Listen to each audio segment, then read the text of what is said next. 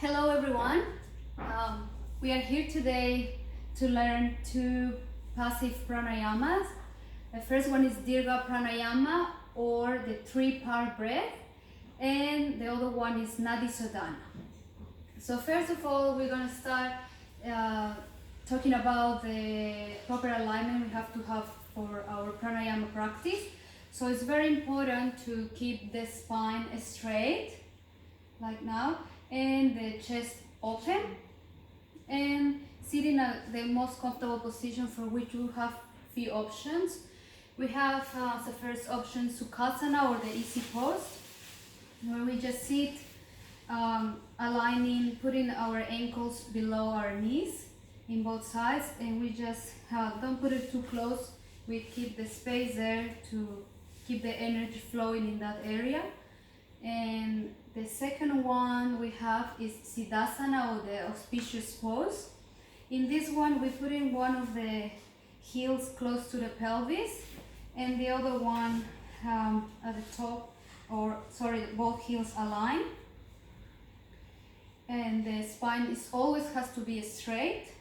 So for some people, it's going to be very difficult to sit comfortably in this kind of positions, because the hips are a bit tight, they cannot keep the balance like in Chris' case. So he needs to have a more comfortable position. We can also choose Vajrasana, or the thunderbolt pose, which is sitting in our heels.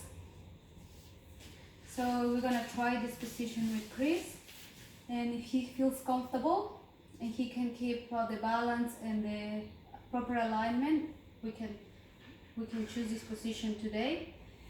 And also we can choose for beginners especially Shavasana, which is lying down completely in the mat, and in that way also our spine is straight, and if the person is more relaxed and comfortable, is going to focus better in the pranayama practice.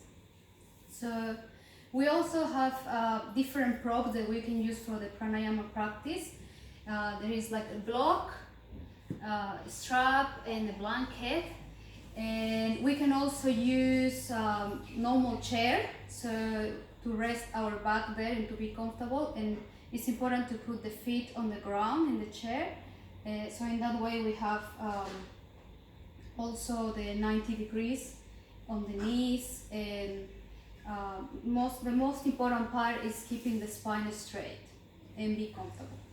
So the blanket also can be used to put in any part if we feel any tension or any pressure, like for example in our knees, we can fold the blanket and put it above, or also in the ankles here we feel any pain. So it's very important to be comfortable.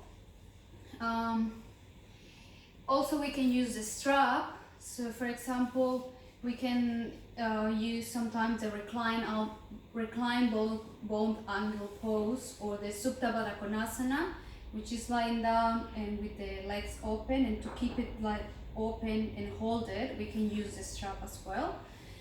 And it's also another tool that we can use is the wall, so we can rest our back against the wall to keep it straight. And sometimes if the wall is hurting any part of our spine, we can use the blanket also in that area, especially behind the waist where we have a curvature there. So then we can place it like that and just rest. With this position particularly, we sometimes can still feel in pain after a while, so we can put the block in between the legs, just putting the sit bones in the block. So then we have a support, and then we can stay here longer. So we can pass this to Chris if he can be more comfortable in this position. Yeah. So now we're starting with Dirga Pranayama. So Dirga Pranayama is a three-part breath. So we start in placing one hand, the right hand, just above the navel, and the left one in the chest, below the collarbone. So first I'm going to explain. So we're going to inhale, and we're going to start filling up the air in the belly, and we're going to extend our muscles here and make the belly bigger, filling up with all the air. When we feel it's all we can do, then we go to the rib cage and we fill up this area as well. And then the third part is the chest. So that's the inhalation. With the exhalation, we're gonna do the reverse way. So we start exhaling the air of the chest, then the rib cage, and then after the belly. Okay? So we're gonna try now. So we're placing the right hand above the navel and the left one in the chest. So we're gonna inhale up, fill up the belly, extend the abdominal muscles. Now the rib cage, now the chest. You have to be continuous and have to keep going with the flow. And exhale, chest, exhaling the air of the chest, rib cage, and at the end the belly, and contracting the muscles of the abdominal muscles, and putting the navel close to the spine, like contracting, so you release all the air. We inhale again, belly, rib cage, and chest. Exhale,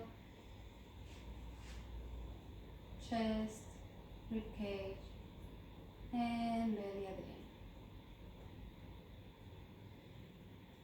So every inhalation and exhalation is one cycle. We have done 2 cycles of it. It's important also to close our eyes if we feel comfortable. And if you don't feel comfortable closing your eyes, you can just look down and just find a place where to gaze your sight. And now we're going to explain Nadi Sodhana. So with Nadi Sodhana, we're going to use our hands and the thumbs. The thumb, the little finger, and the ring finger are up, and just the 2 ones in the middle are going to be down like this. Perfect. So it's also important to know, just before going with this technique, that the exhalation in every pranayama technique has to be longer than the inhalation. So in that way, we're gonna release more toxins and